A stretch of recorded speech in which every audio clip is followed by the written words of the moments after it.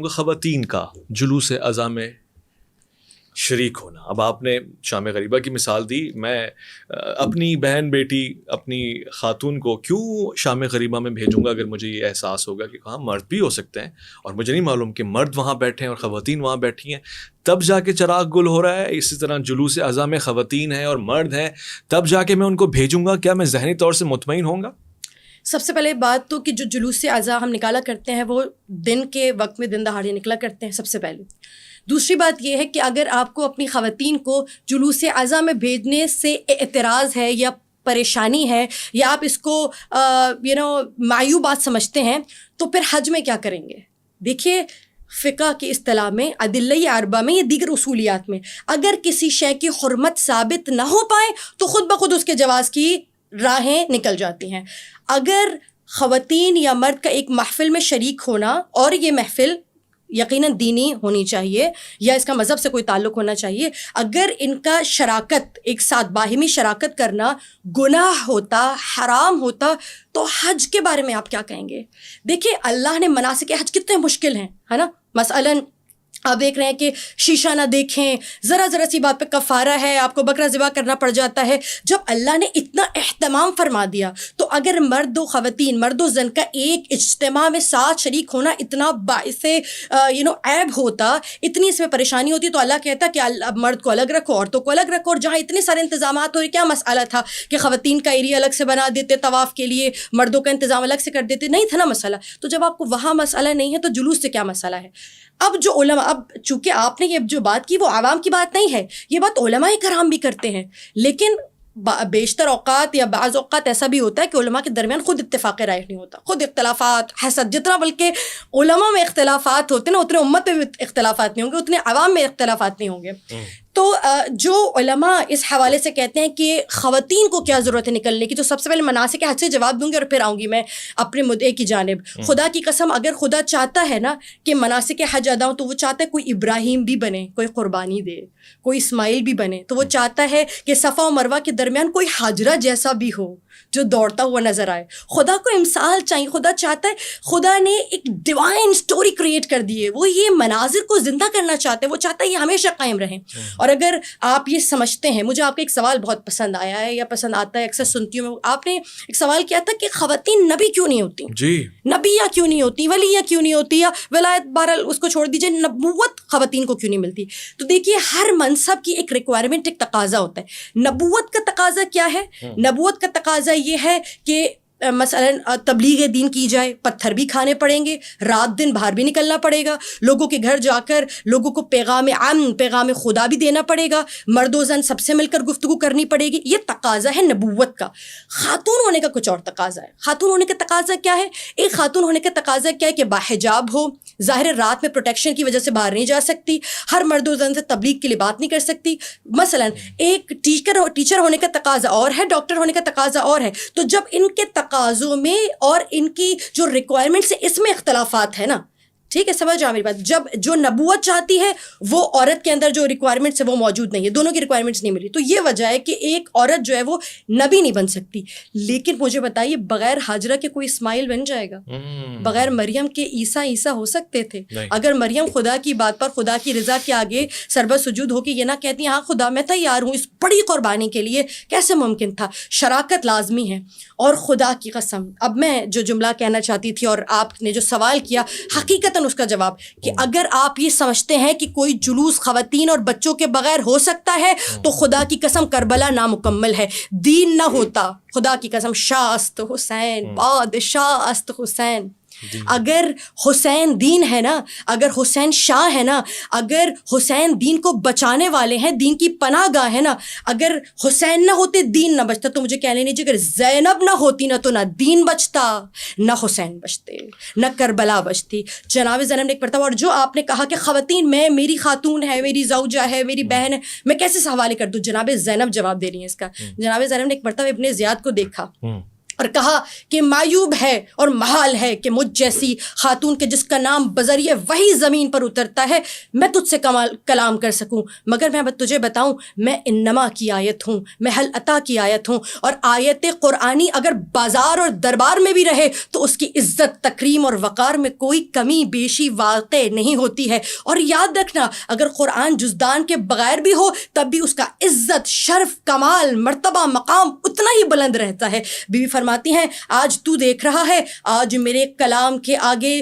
Safe Zulfiqar حیدری خاموش ہے، میری زبان کی کاٹ سے زیادہ کوئی اور چیز تیز ہو سکتی ہے؟ بی فرماتی ہیں تو مجھ سے یہ کہہ رہا تھا نا کہ آج اگر میرے آبا و اجداد زندہ ہوتے تو دیکھتے کہ کیسے خواتین دربار میں کھڑی ہیں، تو آج میں تجھے کہتی ہوں ابو طالب کہہ رہا ہے میرے لہجے میں، آج ہاشم تیرے ایوان میں چلا رہا ہے۔ اور ہاں میں تجھے بتاتی ہوں اگر آج تیرے بزرگوار زندہ ہوتے تو وہ دیکھتے کہ صفین کا میدان بدلا ہے، جمل کا میدان بدلا ہے، سورما بدلا ہے، لیکن میرے خطبے کافی ہیں تمہیں سراسیمہ کرنے کے لیے۔ دیکھ رہا ہے آج میرا سجاد خاموش ہے، فضا کے آگے حسین بن نمیر کی ہمت نہیں ہے کہ وہ نظریں اٹھا کے دیکھ سکے، میری رباب کے آگے تیرا حرملہ کانپ رہا ہے۔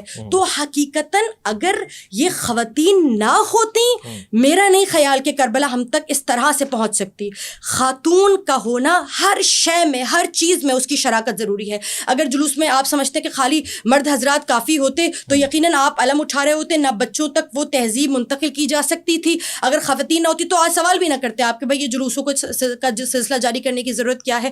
حقیقتاً مرد و زن دونوں کا کسی بھی روایت، کسی بھی تہذیب و تمدن کو آگے لے کر چلنے کے لیے میرا یہ خیال ہے کہ مرد و زن دونوں کا ہونا ضروری ہے۔ اور اگر خاتون لباس میں ہے، اچھے لباس میں، تو یاد رکھیے گا عفت اور پاک دامنی میں آپ کو بتاؤں حجاب کی بھی محتاج نہیں ہے۔ اچھا جی، اگر خدا نے آپ کہہ رہی ہیں کہ خواتین بے حجاب ہو کے جلوس میں آ جائیں؟ نہیں، بات مکمل کرنے دیں گے۔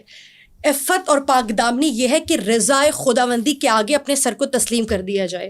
اللہ کی رضا ہے کہ آپ حجاب میں رہیں، اور عام مؤمنہ کا جو مقام ہے وہ کیا ہے؟ مثل المؤمن و مؤمنہ کمثل الآیہ قرآن، مومن کی مثال بھی آیہ قرآن جیسے بی بی نے بھی جواب دیا نا کہ اگر وہ بازار اور دربار میں بھی رہے تو اس کی حرمت کم نہیں ہو سکتی۔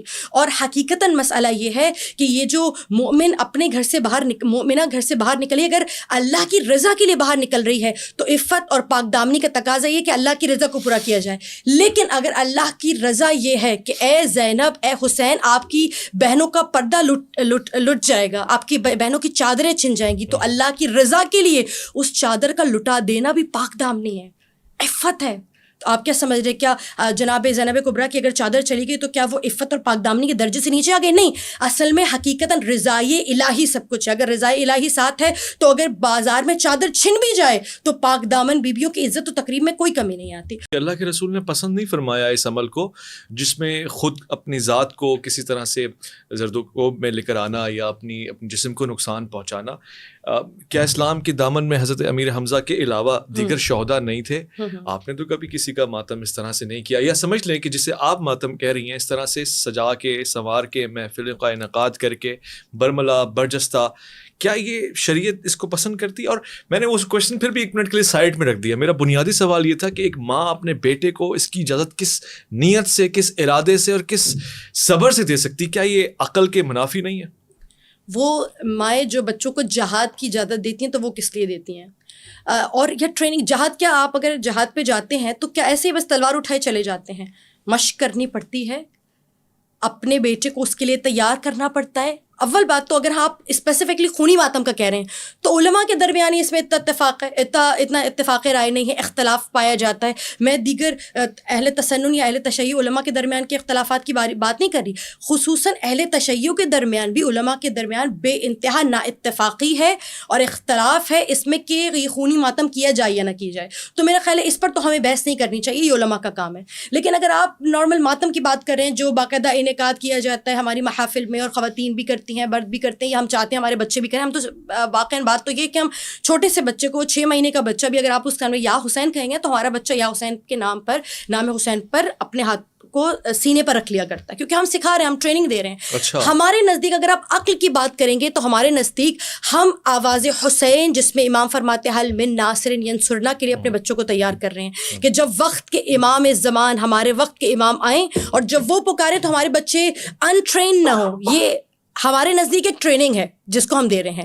خونی ماتم کا اگر بات نہ کیا جائے اور پھر بات کی جائے, جیسے آپ نے کہا کہ انعقاد محفل ماتم کا انعقاد کرنا درست نہیں ہے, بہرحال ہمیں سنت اصحاب سے ایک چیز مل رہی ہے, ہمیں سنت نبی سے ایک چیز مل رہی ہے, ہم وہ چھوڑ دیں آپ کی بات مانیں.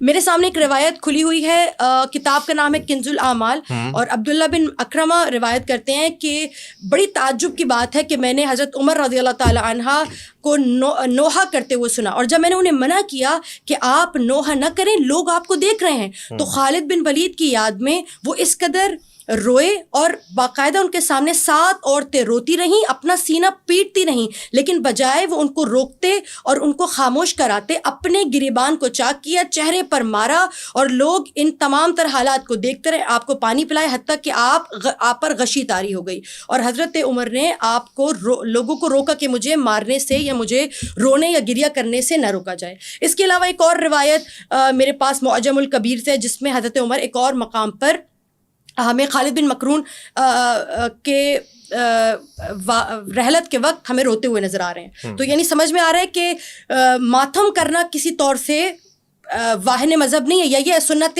اصحاب میں سے ہے. اس کے علاوہ جب رسول مبین صلوات اللہ علیہ وسلم کی سیرت کا مطالعہ کیا جائے, اور خود ایک اور روایت میرے پاس بی بی عائشہ سے بھی موجود ہے, آپ چاہیں تو اس کو اسکرین پر بھی شامل کر سکتے ہیں. وہ یہ لوگوں نے دیکھا, روایت لکھی ہے, اس صحیح مسلم کی روایت ہے, روایت نمبر 2002 میرے خیال میں, اور آپ اسکرین پہ بھی دیکھ لیجیے گا. اس روایت میں وہ یہ کہتے ہیں کہ حضرت جب رسول اللہ صلوات اللہ علیہ وسلم اس دنیا سے جاتے ہیں تو حضرت عائشہ بے انتہا رونے لگتی ہیں, اور اس قدر روتی ہیں کہ بار بار اپنے سینے پر ہاتھ مارتی جاتی ہیں اور اپنے چہرے پر ہاتھ مارتی جاتی ہیں, لیکن وہاں پر کوئی روکنے والا نہیں تھا. آپ جانتے ہیں ایک ہوتی ہے سنت سے مراد کیا ہے, قول و فعل و تقریر, یعنی جس چیز کو رسول مبین نے خود کر کے دکھایا ہو یا ان کے سامنے کوئی چیز رونما ہو رہی ہو اور اس سے وہ منع نہ کریں, جانتے ہیں نا, اسے کہتے ہیں تقریر, یعنی آپ نے اس سے منع نہیں کیا. جب حضرت صلوات اللہ علیہ وسلم کو ان تمام تر چیزوں سے اعتراض نہیں ہے تو آپ کو کیوں اعتراض ہے؟ نہ رونے سے نہ ماتم کرنے سے, وہ آپ کو کوئی اذیت نہیں پہنچا رہے, وہ اپنے سینے پہ ماتم کریں. اور جیسے کہ میں نے بتایا, یہ ہمارے یہاں ٹریننگ کا حصہ سمجھا جاتا ہے کہ اگر آج ہم نے بچوں کو اس قابل بنایا کہ وہ اپنے آپ کو اتنا طاقتور یا اس قدر اتنا بہتر بنا لیں کہ اگر کل وقت کا امام حسین, وقت کا حسین انہیں سوال کرے, انہیں اپنی نصرت کے لیے پکارے, تو بچے ڈر کے کہیں چھپ نہ جائیں, بلکہ انہیں یہ چیز دیکھنے کی عادت ہو. اور پھر وہی ہے تاکہ غم حسین, شاعر حسینی عام ہو سکے. لوگ پوچھیں نا, اگر ہم یہ سب ختم کر دیتے, اصل میں آپ نہ پوچھتے, کوئی نہ پوچھتا کیا ہے کیوں ہے, امام حسین کی شہادت کو ایک بخار کا بہانہ دے کر نہ ختم کر دیا جاتا. بلکہ میں آپ سے پوچھتی ہوں, آپ لوگ کیوں نہیں روتے؟ آپ لوگ 2 مہینے چھوڑیے, آپ کے یہاں تو محرم الحرام میں بڑے بڑے مفتیان آپ لوگ کہتے ہیں, ہمیں رائے دیتے ہوئے نظر آتے ہیں کہ محرم میں شادی کر لی جائے, محرم میں نکاح کا اہتمام کر لیا جائے. آپ کہتے ہیں بڑے سستے میں نکاح ہو جاتا ہے. میں آج آپ سے سوال کرتی ہوں, آپ لوگ کیوں نہیں روکتے کہ محرم میں شادی, بیاہ یا دیگر تقاریب کا اہتمام نہ کیا جائے؟ آپ لوگ اس طرح کیوں نہیں روتے جیسے ہم روتے؟ چلے ماتم چھوڑیے, مشکل سے 10 دن میں ہمیں روتے ہوئے نظر نہیں آتے. آپ لوگوں کو چاہیے, حسین ابن علی نے تشیع کے اسلام کو زندہ نہیں کیا, یہ ایک مکتب کی جان نہیں بچائی, بلکہ دین اسلام کی سسکتی ہوئی سانسوں کو بچا کر دین اسلام کو ایک نئی روش عطا کی ہے. اگر حسین ابن علی نہ ہوتے تو یہ دین نہ ہوتا, یہ نماز, یہ روزہ, کچھ بھی نہ ہوتا. حسین ابن علی کی یاد کے لیے آپ میں سے کتنے ہیں جو آنسو بہاتے ہیں, کتنے دن تک آنسو بہاتے ہیں, کتنا اہتمام کرتے ہیں؟ مجھے تو کوئی اہتمام نظر نہیں آتا. ہم یہ پیک پہ جا کے اس لیے کرتے ہیں کہ اگر ہم بچوں کو ماتم دیں گے, کم از کم کل روتے تو وہ نظر آ رہے ہوں گے. آج ہم 2 بار سینہ پیٹنا سکھائیں گے, اتنا دیں گے نا اپنی نسل کو, تو شاید وہ اتنا تو لیتے ہوئے نظر آئیں گے. اس لیے ہم کوشش کرتے ہیں کہ شاعر حسینی میں یا امام حسین کی یاد کے لیے جو کچھ بھی ہو سکے ہم وہ کریں, اور اس سے اجتناب نہ کریں. بلکہ آپ کو بھی ہماری رائے ہے کہ کبھی ماتم کے لیے امام حسین, کیونکہ یہ انسان کی خصلت ہے, یہ انسان کی سائیکی ہے, یہ انسان کی فطرت ہے. جب دکھ ہوتا ہے نا, مسئلہ یہ کہ ہم نے حسین ابن علی کو اپنے باپ کے برابر بھی نہیں سمجھا. اگر آپ نے اپنے والد, اپنے بہن بھائی, اپنے ماں باپ کے برابر بھی حسین ابن علی کو سمجھا ہوتا نا, تو آپ نام حسین سنتے اور ہاتھ آپ کا سینے پہ ہوتا.